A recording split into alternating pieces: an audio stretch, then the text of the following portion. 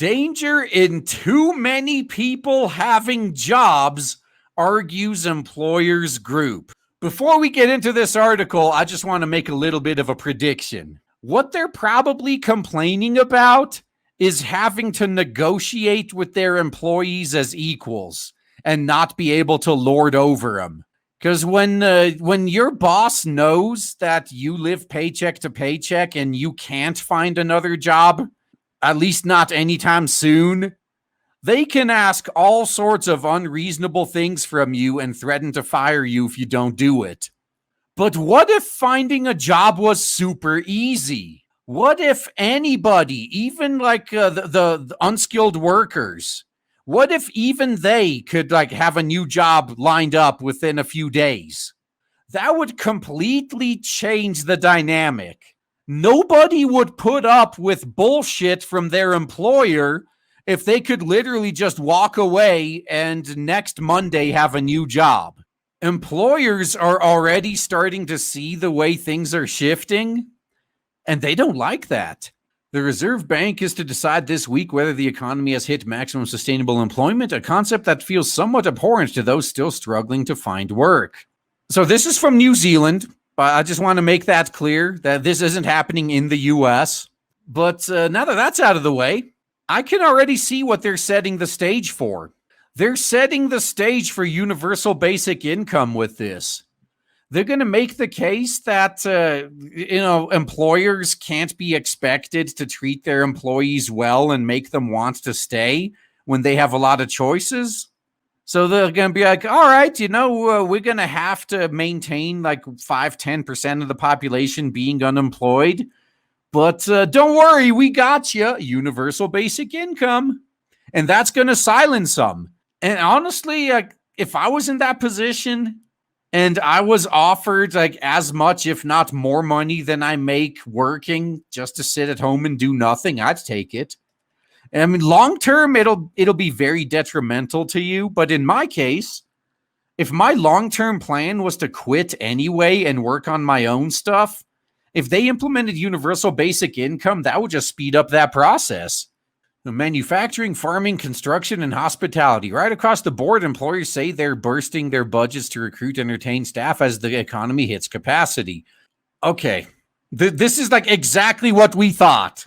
If people have too easy of a time finding work, employers actually have to incentivize them to stay. And they don't like that. Isn't it hilarious that these same employers that see no problem giving their executives 6 or sometimes even 7-figure bonuses? Isn't it funny that they can't stomach paying someone a couple of dollars an hour more? Like, but how am I going to buy my 5th yacht if I have to pay the peasants? Yeah, this is one of those times where I actually fully agree with the freaking communists. Because my biggest problem with the way that most of these systems work now is they privatize all the gains, then they socialize the losses. So when things are doing great, these executives pocket all the money. And then when things take a turn for the worst, do they dump their own money into the company to save it? No. No, only the gains are privatized. The losses are socialized. That's when the bailouts come in. In my opinion, bailouts should come with more strings attached. Like, oh, sure, the taxpayers are going to bail your company out.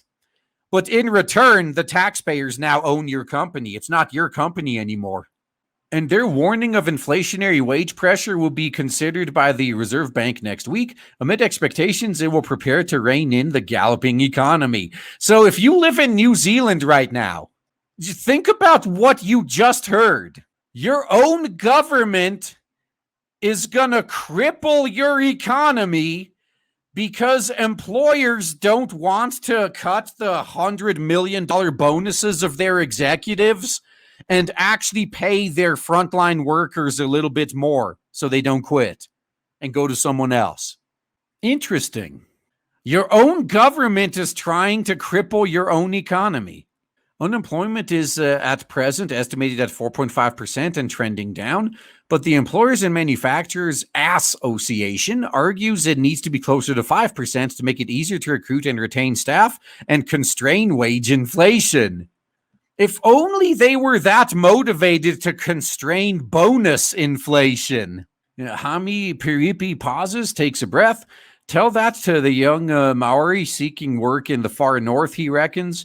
Up there, the only job opportunities are at Jukin, New Zealand's board mill, and an innovative market gardening business owned by Piripi's iwi. Te Rarawa brought the 240 hectare Bell's Produce Market Gardens in current year -2 and is training up and employing 60 people, many of them young iwi members, in the gardens. The packing shed, the trucks, and even the green grocers next to the supermarket in Kaitaia, nobody else is stepping up, says Piripi, the iwi chairman. Oh, I guess it's a tribe? No, young people in the far north don't always have certain prerequisites employers are looking for, like driver's licenses or the right mix of skills. But with a bit of support, they can get past those relatively small hurdles to entering the workforce. Yeah, up there near Ahipara, they're growing mandarins, kumara, watermelons, corn, and getting them to the market. Good job.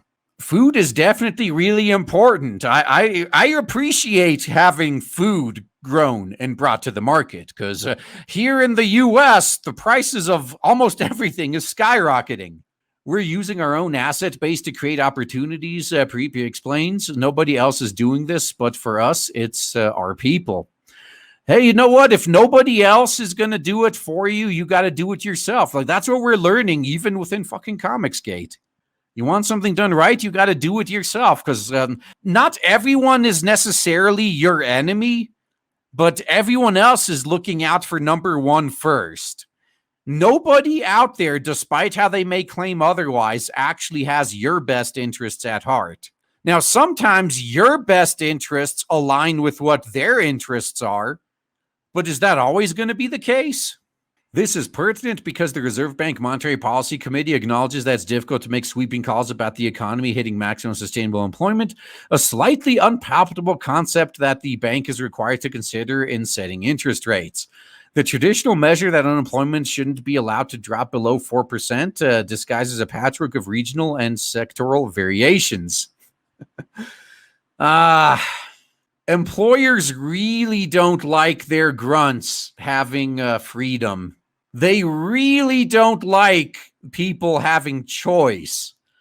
Because, again, if your employees know that they can have another job in a few days, they don't have any reason to put up with your bullshit. You're the one that has to put the effort in to keep them around, not the other way around. No, you couldn't be comfortable that 4% is good if you had high levels of unemployment in Northland or among Maori or among the youth. So I think you've got to look at the broad range of indicators that give you comfort that employment is at a sustainable level and that it's as good as you can get it. This is the biggest flaw of central planning, actually. When you got politicians in the nation's capital dictating to the people in the boonies how they're going to live their life and what they're going to do, it's never going to work. The employment market may be as good as it's ever been for white-collar workers, considering their career and salary progression in Auckland, Wellington, and Christchurch, but the prospects aren't so good elsewhere.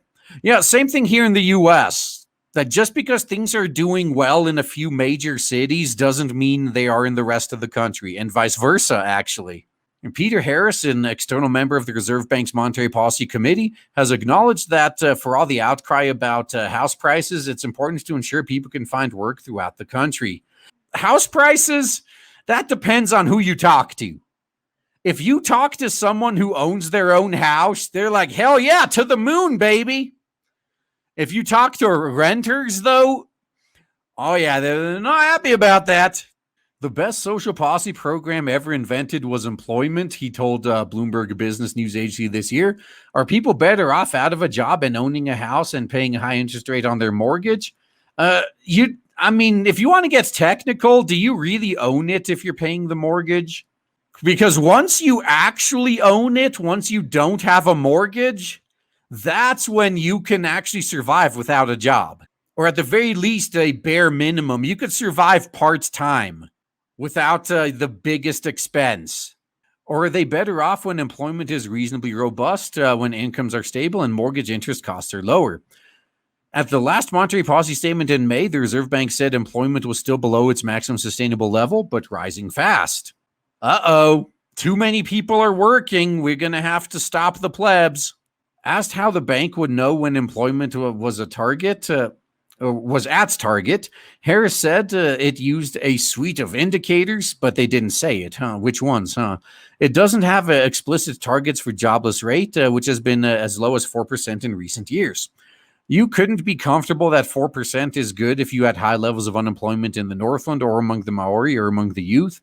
So I think you've got to look at a broad range of indicators that give you comfort that employment's at a sustainable level and it's as good as you can get it. It may sound strange to suggest that we're at full employment given the unemployment is higher than pre-Corona Chan. However, full employment is a moving target, and there's a significant chance that Corona Chan is at permanent or at least highly persistent impacts on the supply side of the economy and the labor market in particular. Now, this is not incorrect. Like this absolutely, yeah.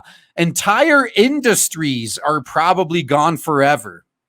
Council of Trade Unions chief economist Craig Rennie echoes that. It depends where you look, but there's not a shortage of workers. There is, however, a shortage of skills, he tells the Spinoff Today. Yeah, and so here in the U.S., you got employers that want like decent, intelligent people, but when they look out, all they see is grievance studies degree holders. Like the U.S. is a barren wasteland for decent employees. And then, unfortunately, those grievance studies degree holders keep stealing jobs from the decent employees. Now, all the data says there are lots of people out there looking for work who can't find it, which suggests that there's something about the job, whether it's low paid, it's insecure, or the location, that just makes it not attractive enough. Well, you know what would fix that? Increasing the employment rate. So employers have to compete for workers, not the other way around. In May of current year -1, the Reserve Bank published a figure known as NAIRU, the non-accelerating inflation rate of unemployment. This is the level of unemployment that does not cause inflation to increase. So if unemployment is at the NAIRU level, inflation is constant. Economic texts say NAIRU represents the equilibrium between the state of the economy and the labor market. Back then, the bank said NAIRU was somewhere between 4.2 and 4.8%. In New Zealand, unemployment is already dropping through that range. It was 4.7% in March of current year. Bank economists calculated now as dropped to 4.5%. And both the Treasury and the Reserve Bank forecast it will keep dropping towards the 4% marker when Statistics NZ publishes updated numbers early next month. Well, if it's still higher than 4.2, you're still in that sweet spot, right? Now, the historical markers aren't that good a guide. I think 4% is on the too low side, he says. I think we're probably better at 4 to 5% in terms of getting access to people than we are at 3 to 4%. How about people getting access to jobs? Which one would be better there? Oh, yeah, 0%, huh? I think we're about there now, and that's causing a lot of issues. From Alan McDonald, Employers and Manufacturers Association.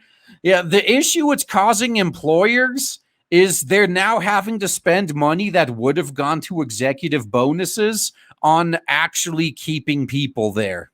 Man, that is just tragic, isn't it? The executives are going to have to wait an extra couple of months to get their fifth yacht because they got to pay the grunts a couple of extra bucks. How dare you?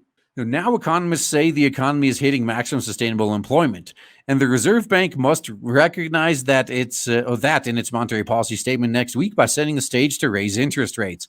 Higher interest rates means it's more expensive for businesses to borrow to invest in their companies, and it's harder for them to take on workers. I'm in a really funny position then. I think the best way to operate your business is without taking on debt. And obviously some business models you either need to be independently wealthy when you start, or you're going to need to take out a loan. I understand that. But I'm of the opinion that unless you need that money, you can just wait. You can slowly build it up. I think sustainability is more important than constant explosive growth. ASB senior economist Mark Smith says the economy is effectively at or close to full employment. Pressures on the labor market and the broad economy, economy-wide capacity look set to tighten further, firming wage and underlying price pressures. It's time for emergency policy settings has passed and OCR hikes are coming soon. There is further nuance in the type of work that is counted to get to 96% employment. While the unemployment rate is dropping to 4.5% in lower statistics, NZ says the underutilization rate, which includes those who are underemployed, still sits at around the 12% mark. Oh, there's also one other thing to factor in. You know who isn't included in the unemployment rate? People who aren't even looking for work anymore. Yeah, that like 4.5%. Are how many of the population are applying for jobs? How many of them are collecting unemployment benefits? Like things like that. If you just drop out of the job market, you don't count as unemployed.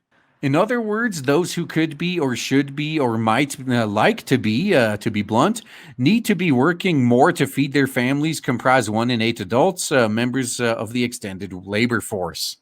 Oh yeah, underemployment's a bitch, huh? Alan McDonald, the head of strategy at the Employers and Manufacturers Association, said 4% employment is too low a marker and will drive accelerating wage inflation and recruitment difficulties. Well, from the employee's side, this is perfect. 2/3 of those who are unemployed are essentially unemployable, he says, and the rest will be challenging. Now, to be fair, I can actually see that point. There are some people that I don't know if there is any hope for him. Now, I don't know if it's a motivation issue. If that's all it is, there could be some hope. But let's use the example. Like the last couple of times I went to Dunkin' Donuts to get some candy coffee, they didn't even bother stirring the freaking syrup into the coffee. The first couple of times they got me because I just trusted them. And then I get out into my car and I take a sip. And all the syrup in the drink at once down my throat because it was just collected at the bottom of the freaking cup. If you can't even do that job correctly, is there any hope for you? I'm hoping that all that's wrong with those people is motivation. And I could understand that. Like, I don't get paid enough to give a fuck. I can understand. Like, I hope that's all it is. But what if it's not?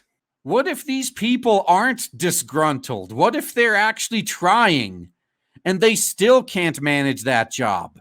How much hope is there for people like that? So I can kind of see his point to a degree. But then we get to all that stuff that I mentioned at the beginning of this article. Employers just really don't like it when they have to negotiate as equals with their employees. If they can't lord the job over you and threaten to take it away from you, they really don't like that. Because just think back to every boss you've ever had.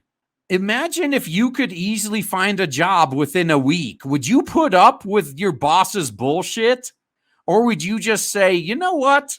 I'd rather work for this shop across the street. You could go fuck yourself. I'll be over there on Monday. McDonald acknowledges there are parts of the country, Northland, parts of the Bay and of Plenty, Gisborne and Napier, where unemployment is still above 5%. To be fair, that's not a lot of employment in those, or there's not a lot of employment in those areas anyway, but we've got long-term unemployed. That means they've got to move somewhere to get a job, and that's hard work. Now, that's true. This is something a lot of people don't even want to accept, is like, say, regardless of what you're looking for work in, the amount of people I've seen that they're like, oh, what do you mean this industry is booming? I can't find a single job in that sector where I live. Like, well, you need to fucking move. I'm sorry. Like, not every sector is booming in every fucking city at the exact same time. That's unfortunately the way it is. If you want certain specific jobs, you might have to move. And I think really what's exacerbating the problem is we haven't got immigration. We might be able to cope with a 3 to 4% unemployment in terms of finding people if we have the other side of the equation, which is immigration. Oh, that's what this is all about, huh? So For the record, New Zealand has like a similar type of immigration system to Japan, which is they are very selective of who they let in. They only let you in if you have some skill set that they want or you're investing a copious amount of money in their economy. Otherwise, you're welcome to visit, but go home afterwards. We don't want you here. Which I actually like. Like, that's the system I wish the US had. But it looks like this whole thing this guy may be a plant by the UN to get New Zealand to just accept waves upon waves of immigrants. The chief executive of recruitment from Jackson Stone and Partners spoke identifiers. And Partners spoke identifies the challenges for employers and the unprecedented opportunities for many skilled job seekers. Getting appropriate people for roles is very difficult and is requiring a much higher level of search from our perspective. Ahead of the Reserve Bank statement, Halder warns of sustained wage inflation. It's more than a blip. Okay, notice that these same corporations were defending executive wage inflation for the past few years. But now that they also have to increase the wages of their frontline workers, now it's a problem? Seriously, do you expect any sympathy? Like, I know it feels weird, not just to me, but to all of you listening. But yes, there are some talking points that I do agree with the socialists on, and this is one of them. His comments echo economists who anticipate the central bank's monetary policy committee will bring forward an increase to interest rates. For employers, Halder says it will take them much longer to recruit people for roles. They may have to hire staff who don't have all the skills they've hoped for, and they will need to reach deeper into their pockets to pay rising salary demands, and will have to invest more in induction and professional development. That's nice. Now, why weren't they having these problems when administrative and executive salaries were spiking? Why is this only a problem when frontline workers' pay is increasing? That's what I want answered. Why didn't I hear any of these complaints when the CEOs were making a couple of extra $1 billion a year? But average Joe wants to make like $5,000 more a year, and that's going to break your fucking bank? Like, that you can't handle? Yeah, you're never going to be able to tell me otherwise. Like, this is just bullshit. Retention will be critical and mean providing greater work-life flexibility. Oh, yeah, how fucking tragic, huh? For some people, it's not the money, it's working from home or having a pet in the office or other less tangible benefits. Now, the pet in the office thing, I will say hell no to that. Or rather, that's conditional. If everyone else in the office is okay with you bringing your pet, that's one thing. But if you got an obnoxiously annoying, like loud dog or something, hell no, no one wants that in the office. Or what if someone's allergic to your pet? Yeah, that's a hard no there. Pets in the office, that's a type of thing that everyone has to agree on, or fuck no. But working from home, if you have the kind of job that can be done from home and your employer refuses to let you work from home, just quit. Like, don't quit without having another job lined up, but definitely start looking for another job. I've told this story earlier of what happened to one of my real life friends like a month ago, where his company started putting out the messages like, oh, we expect you to be back in the office again in a few weeks. And he complained to his boss, like, dude, not only have I been working from home the past year, but my productivity has actually increased. I'm really not too keen about going back to the office again. And his boss said, well, if you don't like it, you can quit. So he quit. Said, okay, fine. I quit then. And then the next day, his former boss calls him up. Like, so would you consider coming back if we let you stay, let you keep working from home?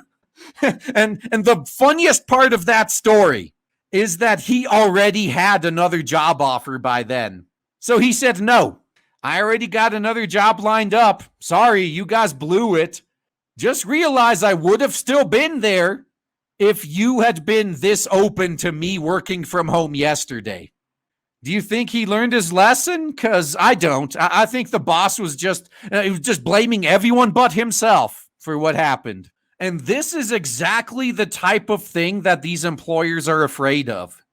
Is they can no longer make unreasonable demands of their employees and say, well, if you don't like it, you always have the option to fucking quit. And they say that knowing full well that the employee they're talking to lives paycheck to paycheck and it'll take him months to find another job. That's what they want.